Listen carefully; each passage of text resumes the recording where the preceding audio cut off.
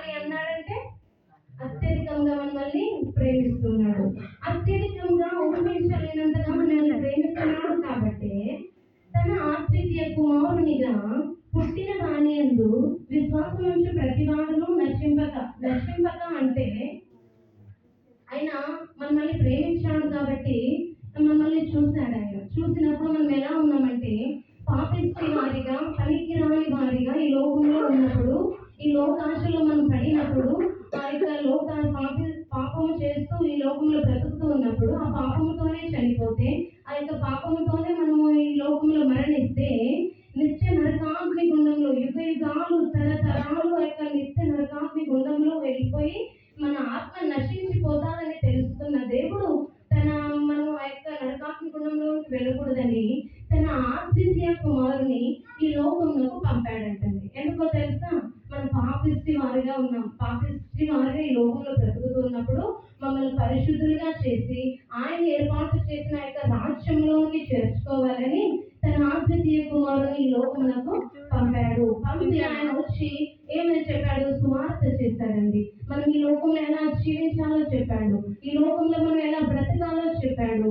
మరి అది చెప్పిందే కాక మనం రక్షించబడాలని, మనం పాపంలో నుండి విముక్తి పొందాలని ఆయన శిలువ మరణము చేశాడు. ఆయన శిలువలో మరణించాడు. ఆయన ఈరోజు చూడండి, మనం పరిశుద్ధులుగా కనపడుచున్నామంటే, పాపంలో నుండి విడుదల పొందుకుంటున్నామంటే కేవలము ఆయన రక్తము మరి ఆయన శరీరము తప్ప మరి ఏది మనల్ని పాపంలో నుండి విడిపించలేదు. ఇక్కడ ఈ రోజు మనం పరిశుద్ధులుగా ప్రభు బలలో మనము పాలు పొందుతున్నామంటే, పరిశుద్ధులుగా కనబడుచున్నామంటే, మనం పాపాలు గతంలో చేసిన పాపాలు ఒప్పుకొని దేవుని యొక్క ద్రాక్షారసము మరియు యొక్క రొట్టెను పుచ్చుకుంటేనే మనం పరిశుద్ధతను పొందుకుంటామండి. పరిశుద్ధతను కలిగి ఉంటాము. మనం పరిశుద్ధులుగా కావడానికి ఆయన లోకమునకు పంపాడు. శిలువ మరణంలో ఆయన చేసినటువంటి యొక్క శిలువలో రక్తం కార్చినటువంటి రక్తం ద్వారా మనం ఈరోజు పరిశుద్ధులుగా కనబడుచున్నాము. మరి ఆయన యొక్క శిలువలో యొక్క గొర్రెలతో కొనపైన తన యొక్క కొరడాల దెబ్బల చేత తన శరీరాన్ని నలుగగొట్టుకున్నాడు. కాబట్టి ఆయన యొక్క రక్తము, ఆయన యొక్క శరీరం ద్వారా మనం ఈరోజు పరిశుద్ధులుగా కనబడుచున్నాము. ఆయన యొక్క బాప్తిస్మంలో పాలు పొందకుండా పరలోక రాజ్యంలో ఎవరు ప్రవేశించలేరు. కాబట్టి ఆయన ఏర్పాటు చేసిన నిత్య జీవము పొందినట్లు ఆయన ఏర్పాటు చేసిన ఆ రాజ్యంలోకి చేరాలని ఆయన కుమారుడు మన కొరకై పంపించాడు. పంపించిన యొక్క శరీరం, ఆయన యొక్క శరీరంలో, ఆయన యొక్క బలలో మనం పాలు పొందినట్లయితే నిత్య జీవంలోకి ప్రవేశించడానికి మనకి అవకాశము. రెండవదిగా చూసుకున్నట్లయితే, మొట్టమొదటిగా అధికంగా ప్రేమిస్తున్నాడు, రెండవదిగా శాశ్వతమైన ప్రేమతో మనల్ని ప్రేమిస్తున్నాడు. శాశ్వతమైన ప్రేమతో మనల్ని ప్రేమ. ఇర్మియా గ్రంథము 31వ అధ్యాయము 3వ వచనం చదువుకుందాం. ఇర్మియా 31వ అధ్యాయము 3వ వచనం. చాలా కాలం క్రిందట యెహోవా నాకు ప్రత్యక్షమై ఇట్లా నేను శాశ్వతమైన ప్రేమతో నేను నిన్ను ప్రేమించుతున్నాను కనుక విడువక నీ ఎడల కృప చూపుతున్నాను. ఇక్కడ చూడండి, శాశ్వతమైన ప్రేమతో మనల్ని ప్రేమిస్తున్నాడు. ఈ లోకంలో మనకు చాలా ప్రేమలు కనిపిస్తాయి.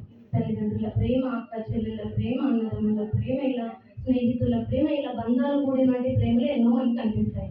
అవి శాశ్వతంగా ఈ లోకంలో ఉన్న వారు మనకు శాశ్వత కాలము, మనం పుట్టినట్టు మొదలుకొని చనిపోయిన వరకు ఎవరైనా నమ్మకంగా ప్రేమిస్తారా అండి? ఎవరైనా ప్రేమిస్తారా? ప్రేమించారు. ఒకవేళ వారు ప్రేమించిన మన డబ్బు బట్టి, మన ఆస్తి అంతస్తులను బట్టి, మన విలువలను బట్టి, మన పేరు ప్రత్యేకతలను బట్టి ప్రేమించవచ్చు, కానీ నిత్యముగా ఎవరు ప్రేమించలేదండి. ఎందుకంటే మనం బాగున్నప్పుడు అందరూ నా బిడ్డ, నా కుమార్తె అందరూ మన దగ్గరకు వస్తుంటారు బంధువులు. కానీ ఎవరు ఏదో సందర్భాన్ని బట్టి కష్టంలో నష్టంలో ఉన్నప్పుడు ఎవరైనా మన దగ్గరకు వచ్చి ఆదరించే వారు ఉంటారండి? ఎవరు ఉండరు. ఎందుకో తెలుసా? ఈ లోక ప్రజలు, ఈ లోకంలో ఉన్న యొక్క ప్రేమలు శాశ్వతమైన ప్రేమలు కావు. దేవుని ప్రేమ మాత్రము అలాంటిది కాదండి. మనం ఎలాంటి స్థితిలోనైనా, పడిపోయిన స్థితిలోనే, కష్టంలోనే, నష్టంలోనే నేనున్నాను బిడ్డ అని చెప్పి వెన్ను తట్టి ధైర్యపరిచే దేవుడు అండి. ఆయన ప్రేమ మనల్ని విడువక ఎడబాయక ప్రేమిస్తుంది. ఎలాంటి పరిస్థితుల్లోనైనా విడిచిపెట్టి వెళ్ళిపోదు. కాబట్టి శాశ్వతమైన ప్రేమతో ప్రేమిస్తున్నాడు కనుక విడువక నీ ఎడల కృప చూపిస్తున్నాను. ఆయన మన ఎడల కృప చూపిస్తున్నాడండి. ఈ రోజు మనం బ్రతికి ఉన్నామంటే ఆయన కృప. ఈ రోజు మనం 3 పూటలు తింటున్నామంటే ఆయన కృప. ఆయన కృప చూపిస్తేనే ఈ లోకంలో జీవించగలం.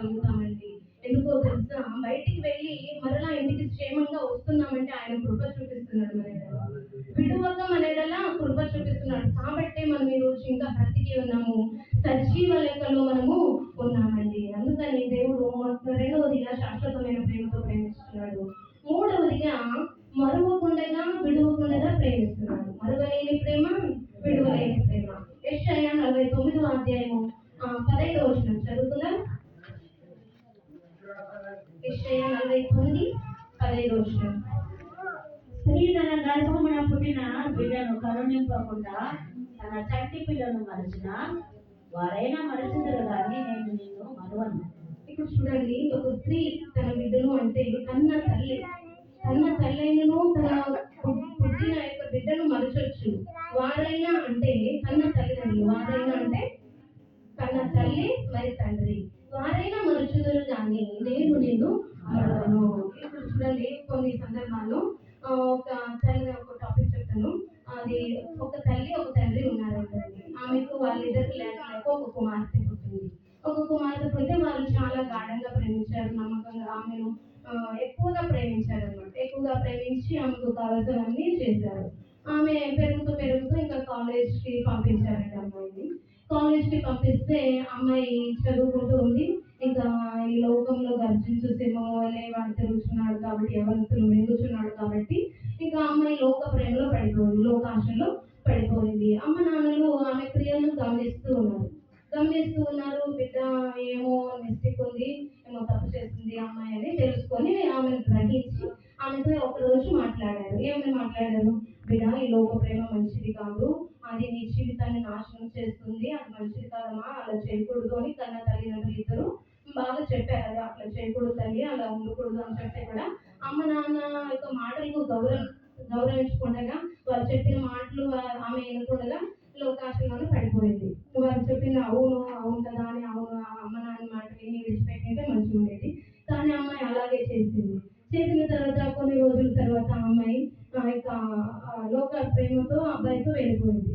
ఇంట్లో నుండి రాత్రి వెళ్ళిపోతే ఇంకా అమ్మ నాన్నలు పొద్దున లేచి గదిలో చూస్తే అమ్మాయి ఎక్కడ అని వెతుకుతూ ఉంటే ఆమె గదిలో ఒక పేపర్ కనిపించిందంట, వైట్ పేపర్ కనిపిస్తే ఆమె దాంట్లో ఏమిది రాసిందంటే, అమ్మ నాన్న నా కోసం వెతకకండి, నేను మీకు చెప్పాలనుకున్నాను కానీ నాకు భయం వేస్తుంది, మీరు తిడతారు కొడతారు, లేకపోతే మా ప్రేమకు మీరు ఒప్పుకోరనేసి నేను వెళ్ళిపోతున్నాను అని ఇలా చెప్పి దాంట్లో రాస్తుంది. నేను క్షమించండి, నేను వెళ్ళిపోతున్నాను, నా కొరకు ఎక్కడ మీరు వెతకకండి అని రాసి వెళ్ళిపోయింది. వెళ్ళిపోతే ఇంకా ఆ తండ్రి ఆ క్షణాలు ఏమన్నాడంటే అయితే ఇంకా నా కుమార్తె ఈ రోజుకి, ఎందుకంటే అంతవరకు గాఢంగా ప్రేమించాడండి తండ్రి, గాఢంగా ప్రేమించాడు. ఆ యొక్క విషయాన్ని ఎప్పుడైతే చదివాడో నా కుమార్తె ఈ రోజుకి చనిపోయింది, నా మాట దాటి వెళ్ళిపోయింది, నేను చెప్పాను అది వద్దు రాని, అది పనికి రాంది, అది నీ జీవితాన్ని నాశనం చేసింది, ఎంతో అర్థం చేసి చెప్పాను, కానీ నా మాటను వినకుండా, నా మాటకు గౌరవం ఇవ్వకుండా వెళ్ళిపోయింది. ఈ రోజుకి నా కుమార్తె చచ్చిపోయింది, ఎవరైనా అడిగితే నీవు కూడా ఇలాగే చెప్పు అని తన యొక్క భార్యకు చెప్పింది. చెప్తే ఇంకా భార్య కూడా అలాగే ఉంది.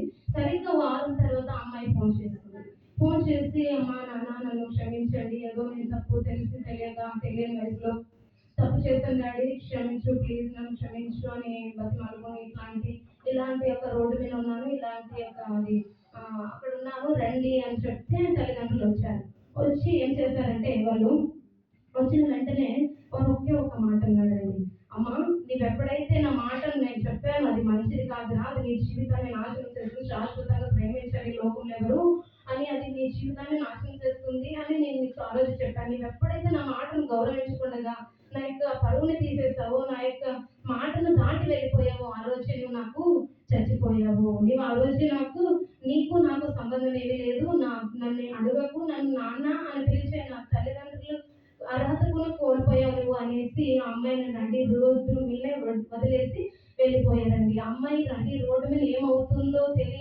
ఆలోచించకుండా వెళ్ళిపోయారు, విడిచిపెట్టి వెళ్ళిపోయారు. ఇంకా విడిచిపెట్టి వెళ్ళిపోయారు కదా, ఆమెకి ఇంకొక వారం అయిన తర్వాత ఇంటి పక్కన ఉన్న వారు కానీ బంధువులు కానీ అడుగుతున్నారు, అమ్మాయి ఎక్కడ కనిపించట్లేదు, ఎక్కడ వెళ్ళిపోయిందని.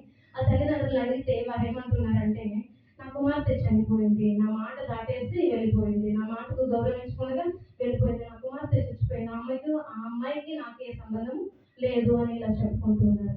అమ్మాయి వీధిని విడిచిపెట్టి వెళ్ళిపోయారు. అలా ఈ లోకంలో కన్న తల్లిదండ్రులైనను విడిచిపోవచ్చు, మరచిపోవచ్చు. వారు నా జీవితంలో ఏదో తెలియని వయసులో తప్పు చేసినప్పుడు నువ్వు చచ్చిపోయావని విడిచిపెట్టి వెళ్ళిపోవచ్చు, కానీ అలాంటి సందర్భంలో కూడా దేవుడు విడిచిపెట్టి వెళ్ళిపోయే దేవుడు కాదండి.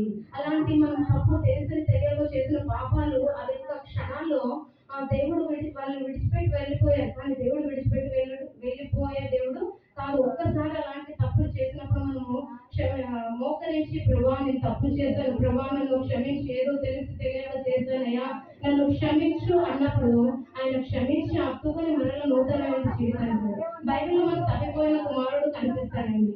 తప్పిపోయిన కుమారుడు ఆ యొక్క తప్పు చేసినప్పుడు ఆస్తిని అంతస్తుని పోగొట్టుకొని బయటికి వెళ్ళి తను కూడా లోకస్తుల వల్లే చేస్తూ ఆ లోకాన్ని జీవిస్తూ వచ్చినప్పుడు ఇంకా మరలా తండ్రిని జ్ఞాపకం చేస్తూ మరలా తండ్రి దగ్గరికి వచ్చినప్పుడు తండ్రి ఏమన్నాడు, మరలా హత్తుకొని తనకు మరలా సింహాసనం కలిగినటువంటి స్థానాన్ని ఇచ్చాడు. ఆ యొక్క తప్పులు చేసినప్పుడు కూడా తప్పును క్షమించి ఆ యొక్క తండ్రి ప్లేస్ లో మన యేసుక్రీస్తు ప్రభుల వారు కుమారుని ప్లేస్ లో ఈ రోజు మనమండి. అలా తప్పులు చేసినప్పుడు, పాపం చేసినప్పుడు ఈ లోకంలో ఉన్న వారు మనల్ని హేళన చేయొచ్చు, నిందించవచ్చు, నానా మాటలు అనొచ్చు. కానీ దేవుడు మాత్రం ఎలాంటి సందర్భాల్లో కూడా మనల్ని విడిచిపెట్టి వెళ్ళిపోయే దేవుడు కాదు. ఎలాంటి పరిస్థితుల్లో కూడా మనల్ని మరిచిపోయే దేవుడు కాదు. అందుకని తల్లిదండ్రులు ఈ లోకంలో ఉన్న తల్లిదండ్రులు అమ్మాయి విడిచిపెట్టి వెళ్ళిపోయారు. కానీ అమ్మాయి మాత్రం ఇంకా నాకు ఎవరు దిక్కులేరు అన్నప్పుడు దేవునితో వెళ్ళి ప్రార్థన చేసుకుని, ప్రభువా నన్ను క్షమించు, ప్రభువా నన్ను క్షమించు అని ఒక్క కన్నీళ్లు కార్చి ప్రార్థన చేసినప్పుడు అమ్మాయికి దేవుడు క్షమించి అమ్మాయిని నూతనం పరిచి మరల నూతన జీవితాన్ని అనుగ్రహించాడు అమ్మాయిని. అందుకని ఈ లోకంలో మనం కూడా ఏదైనా తప్పులు చేసినప్పుడు కానీ, పాపం చేసినప్పుడు కానీ ఈ లోకంలో ఉన్న వారికి ఎవరికి చెప్పనక్కర్లేదు. కానీ ఒక్కసారి మోకరించి, ప్రభువా నేను తప్పు చేశాను క్షమించు అన్న యొక్క ఎదురు చూస్తూ ఉంటాడంట. మనం ఎప్పుడు ఆయన దగ్గరికి వెళ్ళి పాపాలు ఒప్పుకుంటామా, ఎప్పుడు ఆ బిడ్డకు మరల నేను నూతనమైన జీవితాన్ని ఇస్తున్నా అని ఎదురు చూస్తుంటాడంటండి ఆయన. అందుకని మనం ఏదైనా చేసినప్పుడు ఆయన ఎదుట వెళ్ళి, ప్రభువా నేను పాపిని, ప్రభువా నన్ను క్షమించు అని ఆయన దగ్గర ఒప్పుకోవాలి. ఇంకోటి యెహోషువ 1:6 చదువుకున్నట్లయితే,